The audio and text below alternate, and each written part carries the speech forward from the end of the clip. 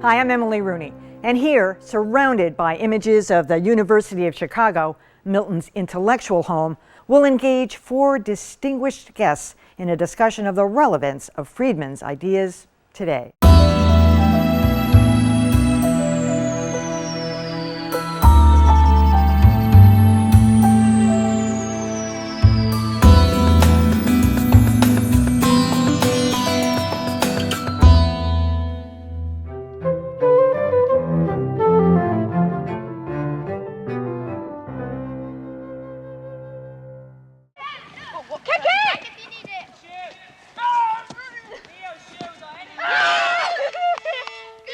The Yehudi Menuhin School in the south of England is also a place of privilege. Musically talented children from all over the world compete for a chance to come here to study.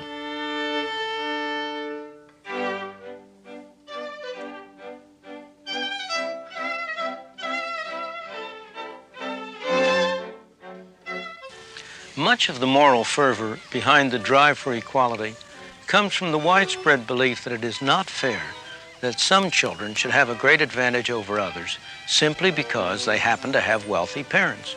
Of course it's not fair. But is there any distinction between the inheritance of property and the inheritance of what at first sight looks very different?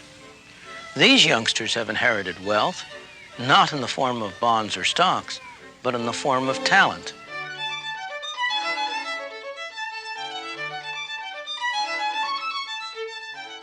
Or look at the same issues from the point of view of the parent. If you want to give your child a special chance, there are different ways you can do it. You can buy him an education that will give him skills enabling him to earn a higher income. Or you can buy him a business. Or you can leave him property, the income from which will enable him to live better. Is there any ethical difference between these three ways of using your property? Or again, if the state leaves you any money to spend over and above taxes, should you be permitted to spend it on riotous living, but not permitted to leave it to your children? The ethical issues involved are subtle and complex. They are not to be resolved by resort to such simplistic formulas as fair shares for all. Indeed, if you took that seriously, it's the youngsters with less musical skill, not those with more, who should be sent to this school in order to compensate for their inherited disadvantage.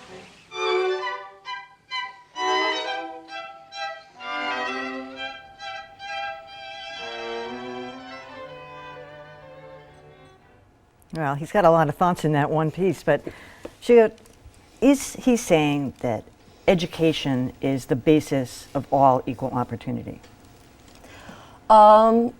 I'm not sure he's saying exactly that. I think what he's saying here is that, we all have different endowments, and, whether they are, inherited endowments or whether they are, in terms of what our abilities are, or whether they are, we've inherited wealth.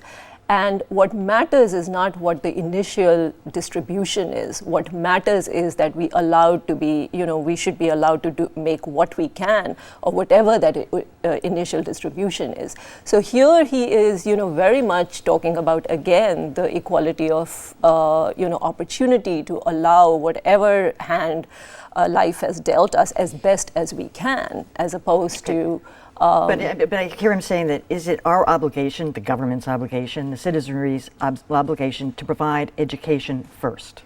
No, he's saying what the government's obligation is to try and make sure that we are able to use our endowments as best as we can without being prevented by other people from doing so. So, in feudal societies, the debate in history has been, how do we redistribute income according to some formula? So in feudal societies, the aristocrats had the right to extract labor and therefore wealth from the serf class. And in super progressive societies, you have, the poor or the relatively less well off trying to extract wealth from the rich. And what he's saying is that kind of society will inevitably lead to a whole host of curtailments of freedom as opposed to, an equality of opportunity, which is what he is interested in. I think he's setting up kind of an extreme straw man in order to make an argument against the estate tax, basically. Yeah, which we're still having that debate right now. Right. And, of course, the equal shares, I don't think was ever a serious proposal, but it's sort of an extreme way to portray an argument about the estate tax. But I think it's perfectly consistent with notions of freedom and passing along, a good inheritance to your children to have an estate tax. That it doesn't matter. I heard Bill Gates Sr. say once, it doesn't matter if Junior's going to get $8 million out of a $10 million estate or $6 million out of a $10 estate. He's getting a nice inheritance that he didn't earn himself, and he can go off and do what he wants with it. It's hard for me to see exactly what point Friedman was making here, other than the one that we all have different gifts and fine, and we should have the ability to do what we can with them. Equal opportunity again. And I don't think any of us are disagreeing with that. What's the difference between bequeathing your children $1 million or $2 million in cash and bequeathing them a superior IQ or high height that translates into differential advantages in the market? That is, Wilt Chamberlain surely had greater chances in the market than I did, and it was bequeathed from his parents. 2 or whatever, yeah. Well, but the difference, I mean, the reason we have taxes is to raise revenue because we can do things with the revenue, right? So, I mean, the idea of taxing certain kinds of very large bequests is not just that we are, mad at the kids who are getting the money. It's that we're thinking that the money can be put to use. We can, for example, help make sure that people have schools and have education. And that's very fundamental. I mean, I think he seemed to indicate that it would be somehow absurd to be giving extra violin lessons to the less talented children, which is an interesting example. But I think it's quite natural to say that, well, if some children are born blind, that we give them some extra assistance because there's an unusual difficulty there, that we need to give health care to the people who are in need of the health care rather than just hand it out equally or hand it out to the people who have the least. But he was also suggesting very important distinction between what you just said and the conception of equality, which is what you're talking about, and Milton Friedman actually conceded that when you have people who are in distress, then you do have a responsibility to do something about them. That's all right. What is not all right is income redistribution for its own sake, because we just don't like inequality. Well, where's that money going to come from? Where is it going to come from? Well, is it a tooth fairy or Santa Claus? Well, no, it's not. We don't. That's why there's the only way. See, what I find pretty offensive about many of these programs is the forcible use of one person to serve the purposes of another. I think that is immoral.